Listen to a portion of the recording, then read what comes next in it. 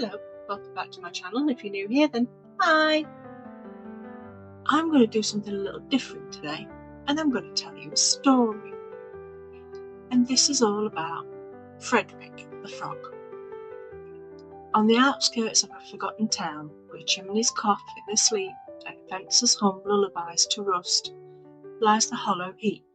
A scrapyard of once loved machines, broken baubles and metal dreams. Humans pass by with their noses turned up, but to Frederick it is home. And this is the story of how a frog took to the skies in a giant light bulb. Frederick was no ordinary frog. He didn't lounge on lily pads or chirp in the reeds. He wore a vest sewn from denim scraps and a tool belt crafted from a shoelace. He lived in a toaster, a four slicer, and every day he wandered the junkyard searching for stories. Not written in books, no, but in broken springs, silent fans, and shattered toys with gears still spinning in their sleep. His fingers, green and slick, were smudged with soot and superglue, but that didn't bother him. He was a builder, and builders see potential, even in dust.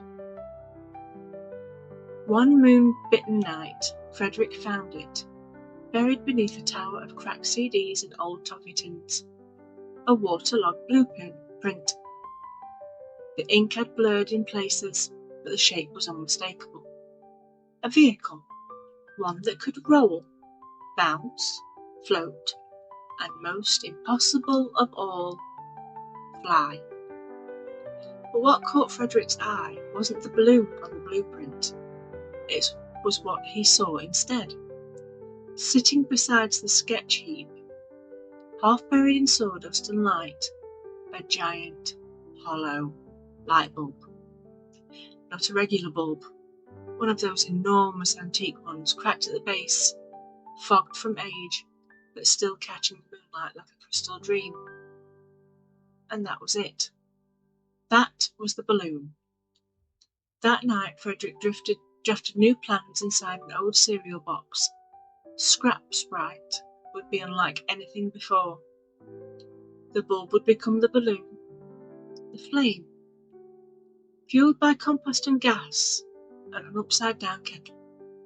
The basket, a pie tin, soldered to 4 shopping trolley wheels. The controls would run through strings, corks, and the gearworks of a wind-up penguin.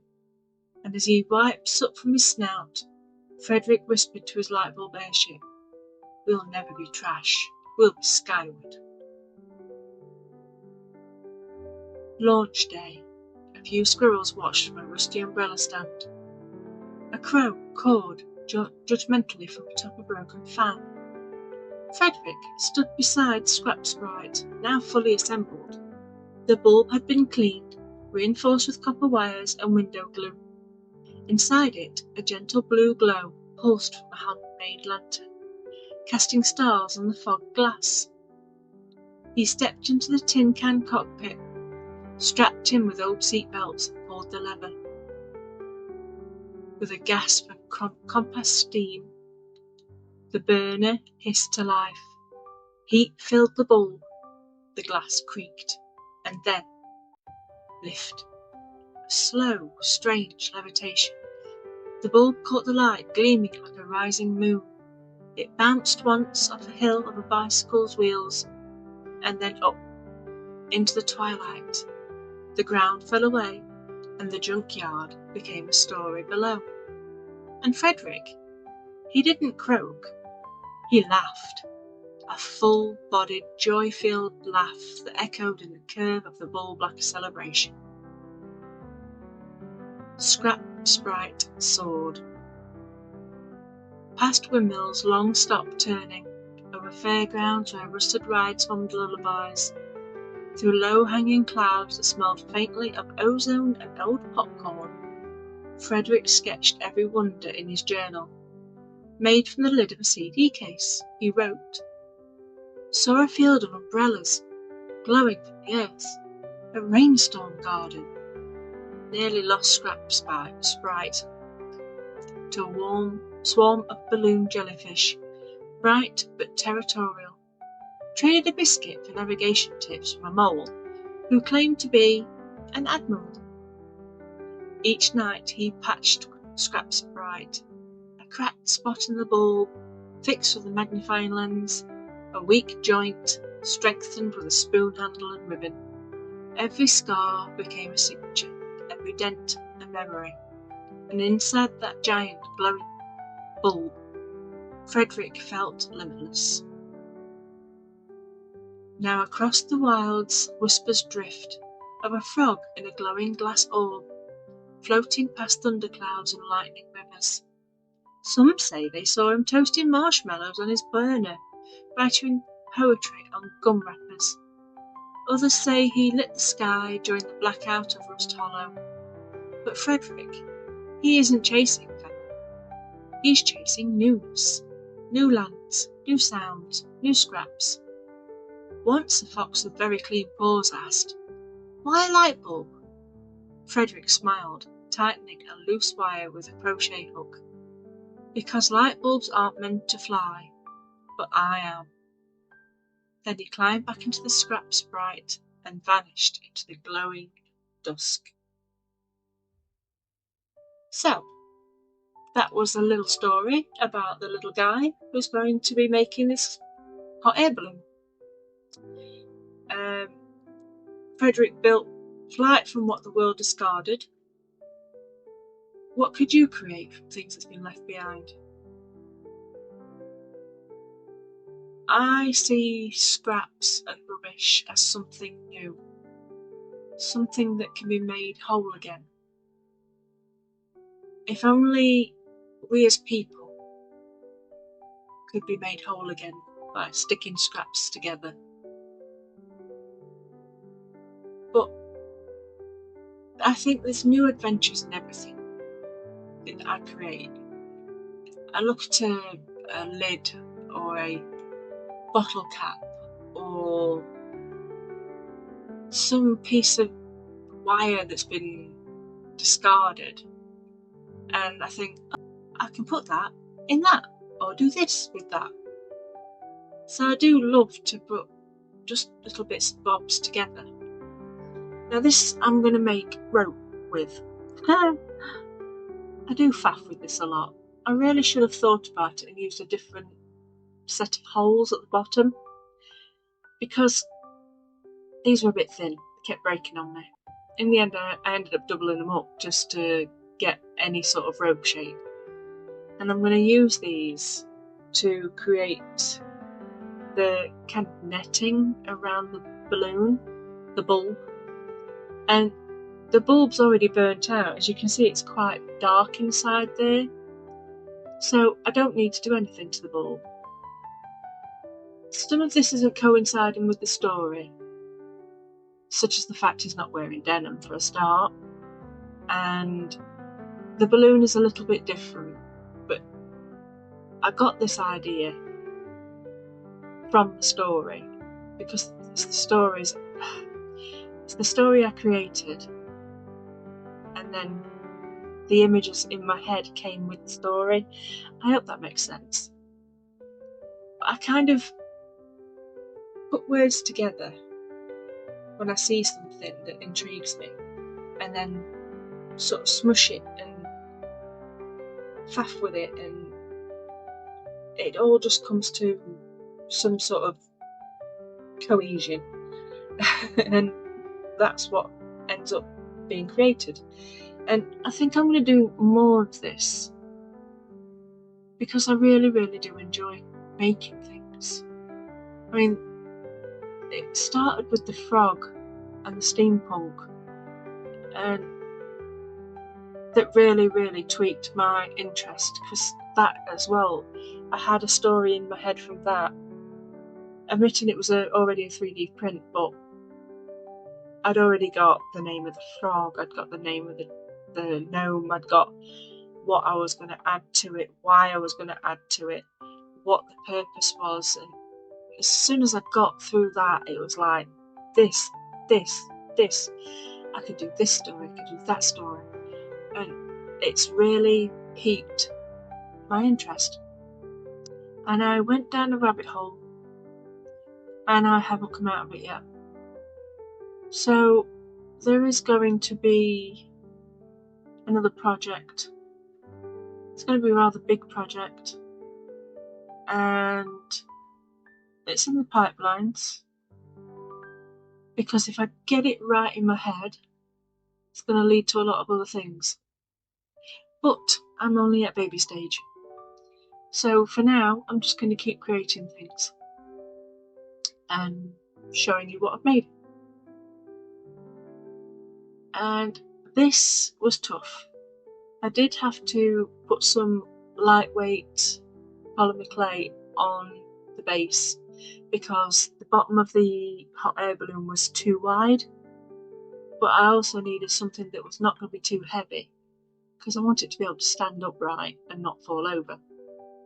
I do have to faff a few times just to get it right, and it falls apart, it gets glued back together, but this trick with the bicarb is just brilliant. Now, I had to cut some of these. One, because in the story it is starting to fall apart and he has to keep fixing it. So I thought that would be a good idea. Well, it's also because he wouldn't fit blooming in.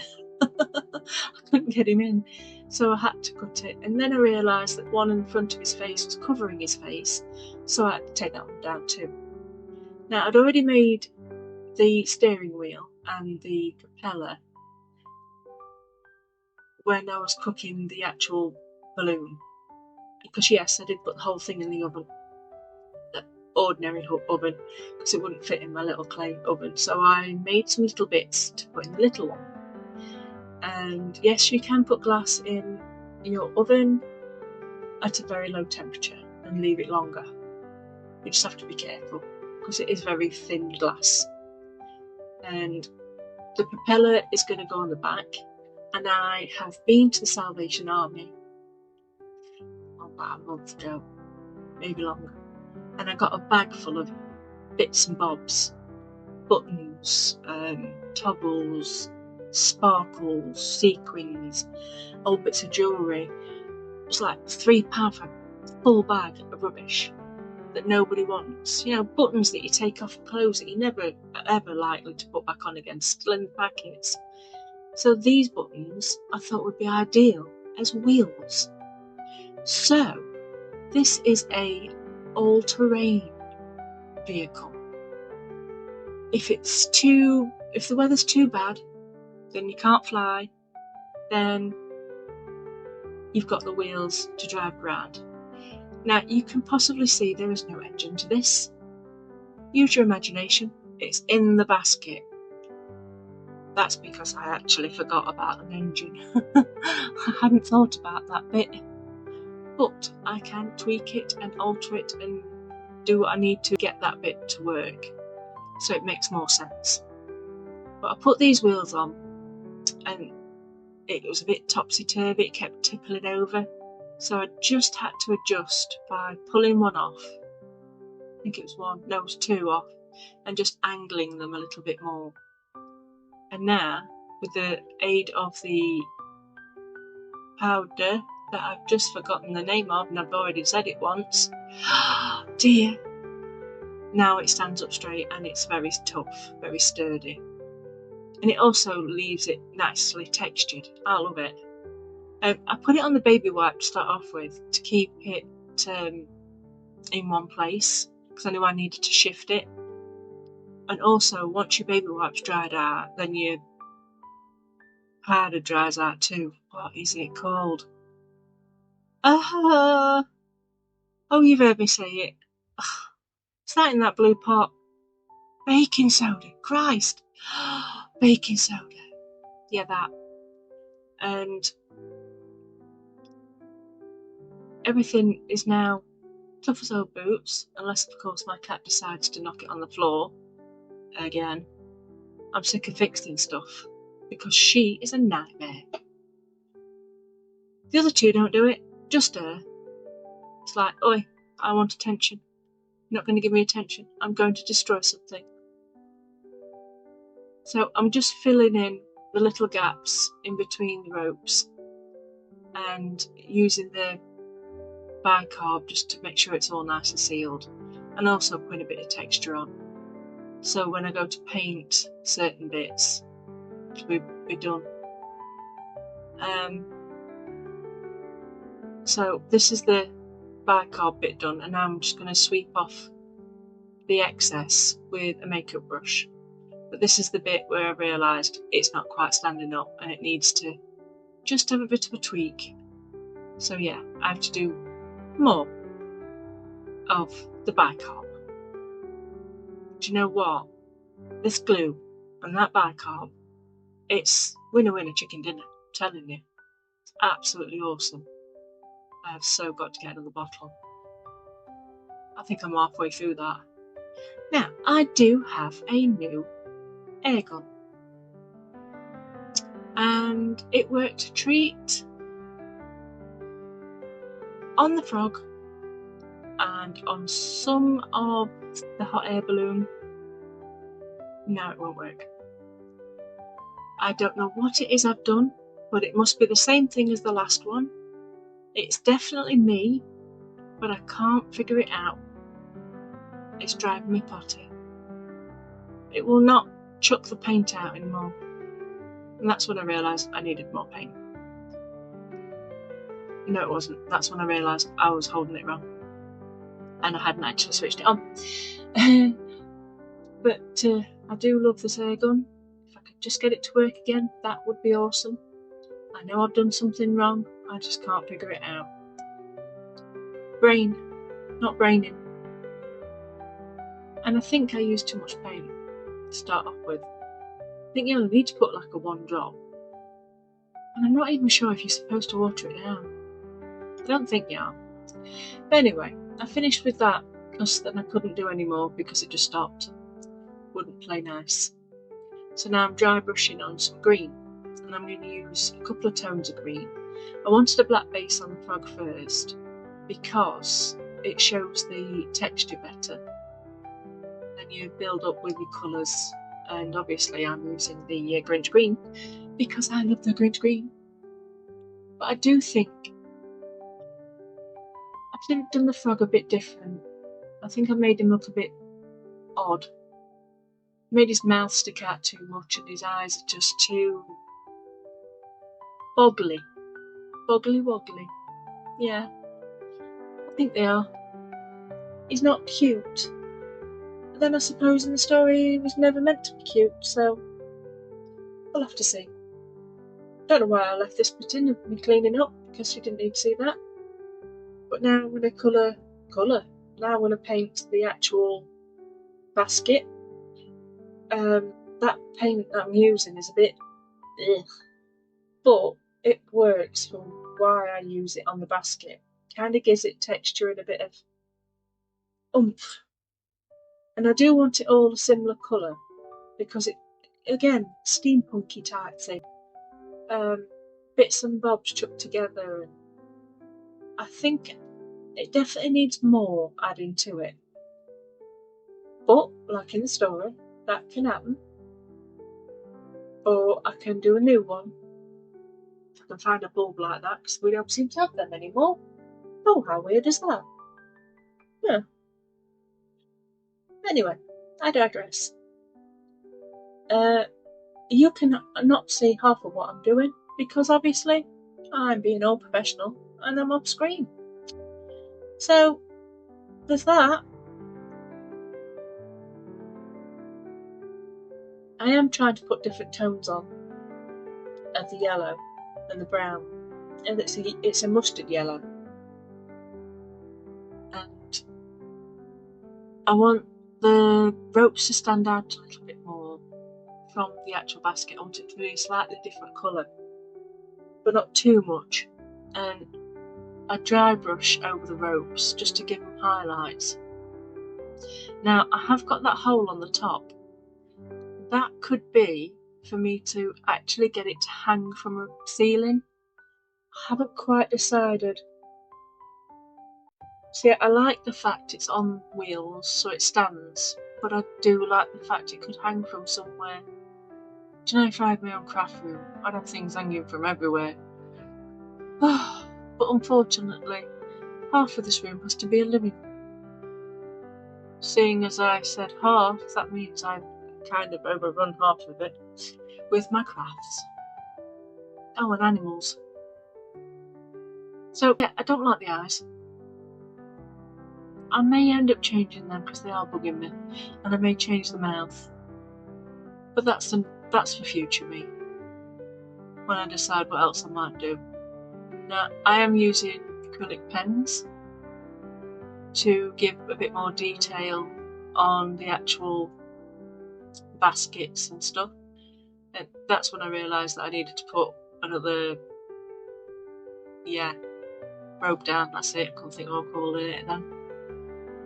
Now, yes, I did get glue all over that paintbrush and it was ridiculous. So I'm going down the sticks to make them stick out a bit more. Sticks to stick out more. Oh, that's ridiculous. So, again, can't see what I'm doing because I'm a numpty. But I do make the wheels shine a bit more, like they've got light hitting them. And I'm just putting metallic colours on the propeller, just to make it look like it came off something metal. And I don't know whether, but little pictures on the glass itself, like in the story, like little butterflies and leaves, just in some glass paint or something. Ideally, I would have liked a light inside it, but I was too afraid to take the bottom off in case I broke it. And I know how clumsy I am. You know how clumsy I am. I probably would have ended up cutting my hand on it. So, it's going to be without light, which is a shame. Unless I get really, really, really thin fairy light. That's a possibility. See, if I'd have thought about what I was doing, well, I did think about what I was doing. If I'd really, really thought about what I was doing, though, I would have worked a different way around and put lights on first, then the ropes. Hindsight is 2020, but hey ho. Anyway, the video's nearly finished. I hope you like what you see in the pictures, because you'll see it all in one go. And I shall see you in the next time. See you next time. Thank you very much for watching. Don't forget to check out the playlist, and I'll see you. Bye!